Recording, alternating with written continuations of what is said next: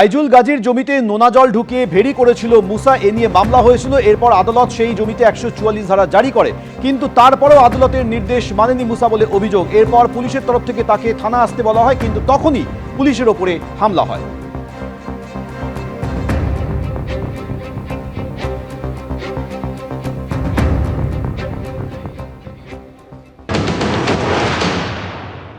মুসাকে চেনো? হ্যাঁ, মুসাকে চেনো? চিনি গ্রাম পিতুবাসী। কি করে মুসা? মুসা ঘেরি টেরি করে। কতগুলো ঘেরি আছে মুসা? এখানে একটা ঘেরি দেখে এসছি, ওই যে শিরিষ গাছ আছে না, আচ্ছা, ওখানেই একটা ঘেরি আছে। আর কোথায়? এই ঘেরিগুলো কার? এই ঘেরি অন্য লোকের। আচ্ছা, সিরিজ গাছের ওখানে মুসা ঘেরি। হ্যাঁ, মুসার কোন ঘেরিটা নিয়ে গন্ডগোল হচ্ছে? ওটা বলতে পারবো না, আইনুল গাজীর সঙ্গে। ওটা আমি বলতে পারছিস না, আমি ওসব খবর রাখি না। মুসা কি পার্টি করে? ও টিএমসি পার্টি করে। কার সাথে করে? প্রধানের সাথে? প্রধানের সাথে করে। এখানে পার্টির ব্যাপারে এখন কার সঙ্গে কী করে ওটা বলতে পারবো না। কেমন লোক মুসা? ব্যবসা বাণিজ্য করে, এটাই জানি।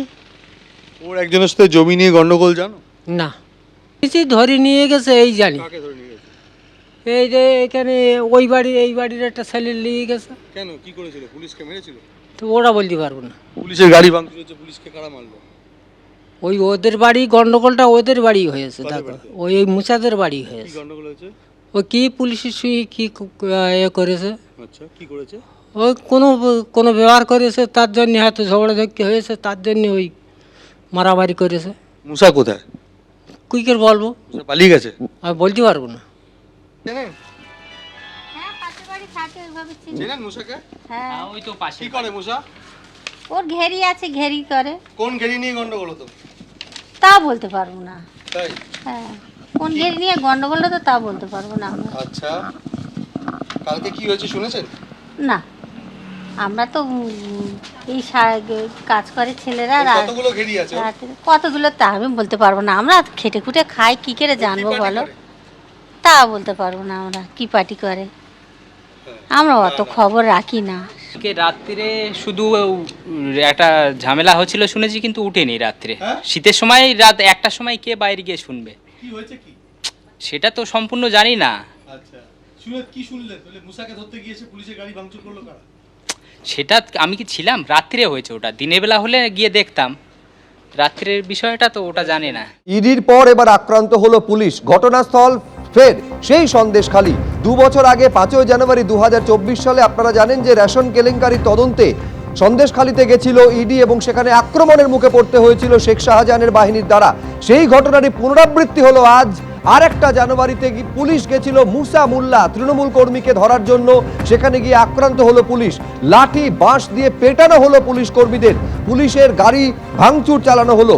এই হচ্ছে সেই অভিযুক্ত তৃণমূল কর্মী মুসা মোল্লার ছবি আপনারা দেখতে পাচ্ছেন, যাকে পুলিশ ধরতে গেছিল। এলাকায় তৃণমূল কর্মী বলে পরিচিত মুসা মোল্লা।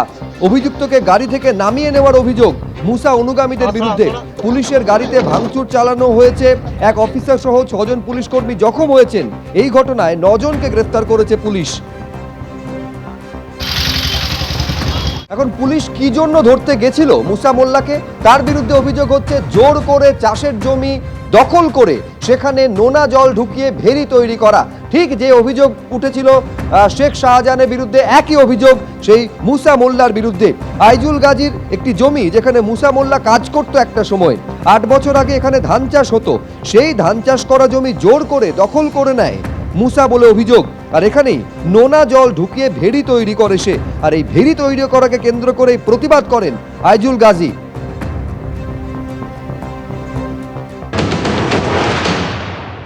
বাসন্তী হাইওয়ের ধারে চুচুড়া মোড়ের কাছে এই 4 বিঘা জমিকে কেন্দ্র করেই গন্ডগোল।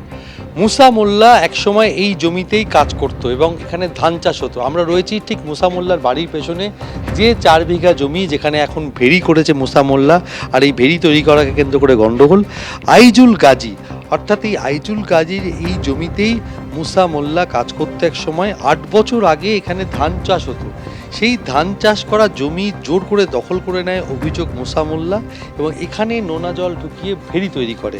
আর এই ভেড়ি তৈরি করাকে কেন্দ্র করেই প্রতিবাদ করেন আইজুল গাজী, আদালতের দ্বারস্থ হয়। আদালতের পক্ষ থেকে এই জমিতে 144 ধারা জারি করা হয়, কিন্তু অভিযোগ মুসা মোল্লা এই 144 ধারাও মানছিলেন না, আর সেই কারণে এখানে তিনি জোর করে ভেরি করছিলেন। তার ফলে আদালতের যে নির্দেশ ছিল 144 ধারা অমান্য করা, এবং তার ফলে আদালত অবমাননা করছিল মুসা মোল্লা, আর সেই কারণে পুলিশের পক্ষ থেকে তাকে বেশ কয়েকবার নোটিশ করে তলব করা হয়, কিন্তু মুসা মোল্লা হাজির হয়নি। আর তার পাশাপাশি পুলিশের পক্ষ থেকে তার বিরুদ্ধে মামলা রুজু করা, আর সেই মামলার তদন্তে এসে আক্রান্ত হলো নেজার থানার পুলিশ। আরে এই জমিটা কি দখল করে নিয়ে কবে থেকে সেটা? আজ 8-10 বছর হচ্ছে। কে? তাই মুসা দখল করেছে? কেন দখল করলো? কেন? ওখানে ঘের করতো। চাষের জমি ছিল? আমাদের চাষের জমি। আগে কি চাষ হতো আপনাদের ওই জমিতে? ধান চাষ হতো। তারপরে তারপরে ঘের করছে সব। কে ঘের করলো? ওরাই ঘের করলো। কেন মুসারা তো জোর করতে পেলো?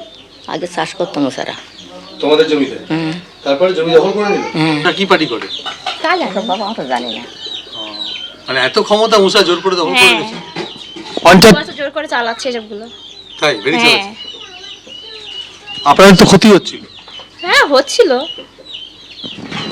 আর জোর করে চালাচ্ছিল, সেই এসব হচ্ছে এখন। ধান চাষ হতো কত? ওই 4 বিঘা জমি ধান হতো। আচ্ছা, সেটা কত বছর বন্ধ? ওই 8-10 বছর হচ্ছে বন্ধ। ওদের ওখানে তোমার ওই ওরা ঘের। এবিপি আনন্দ, এগিয়ে থাকে, এগিয়ে রাখে।